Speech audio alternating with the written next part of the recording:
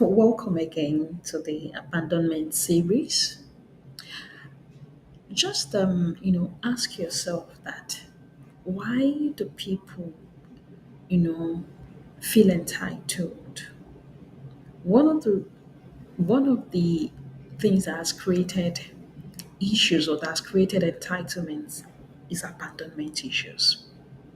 For instance, people who you don't even know from anywhere, sometimes they feel entitled, like, oh, why can't she give me money? Because they've been raised in such a way that, oh, if, for instance, your parents, caregivers cannot give you anything you need.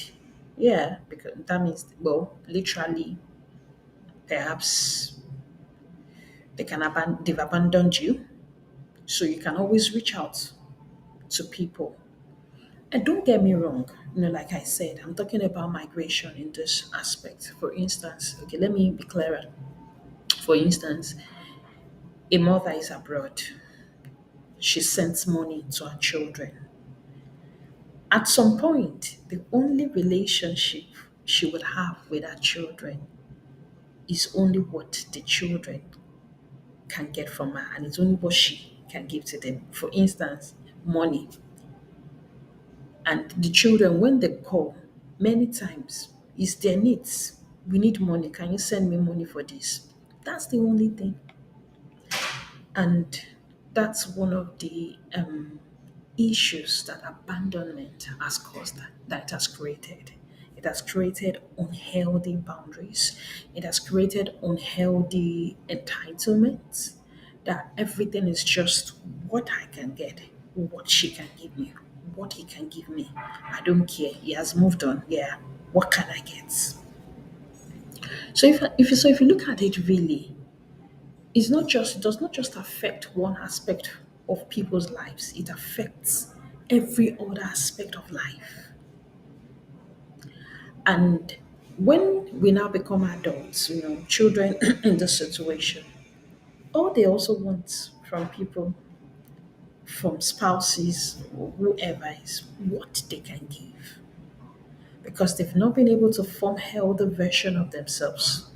They become dependent on somebody else to to give them, to be able. But what do they also have to contribute? I remember that, one of someone who had faced abandonment issues. A mother would always say to her, "Why are you not talking to me?" You know, it sounds funny. Perhaps there was no relationship.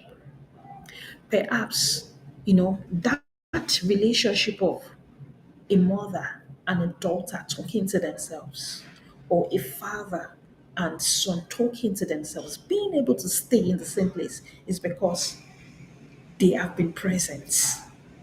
I mean, the child has been present, the mother has been present, the father has been present, the parents, they've been present. But you see, issues where some children cannot stand their fathers is because something somewhere has gone wrong. Funny enough, people can even be present at home physically and yet still abandon their children, and yet still not give their children priority, and that's where the abandonment comes in this aspect. So it cuts across so many facets of life, not just only migration. Let me just chip in, other aspect, maybe that's not migration. For instance, a father or a mother can separate from, or they can separate, they become divorced. And the only person that becomes responsible for those children, in many cases, in some societies, would be that person looking after those children. If, for instance, the man is the one looking after the children, or let's say, for instance, the woman is the one looking after the children, sorry, here, the man may step back and leave the children and their mother alone, and nothing else matters to him. And these are some of the dangers of abandoning children.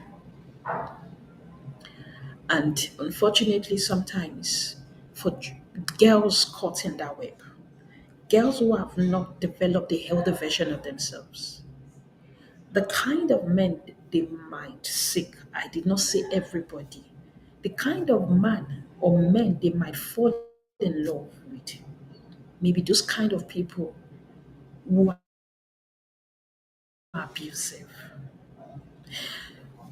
And it's pathetic. And before you know it, that cycle continues. It continues. And if she tries to leave that relationship, the man may haunt her to say, your father did the same thing, your mother did the same thing, and becomes a repeated cycle of abuse. So, what I'm trying to say here is that abandonment cut across so many facets of life, it affects many things. And it's also easy to see somebody almost at the peak of his career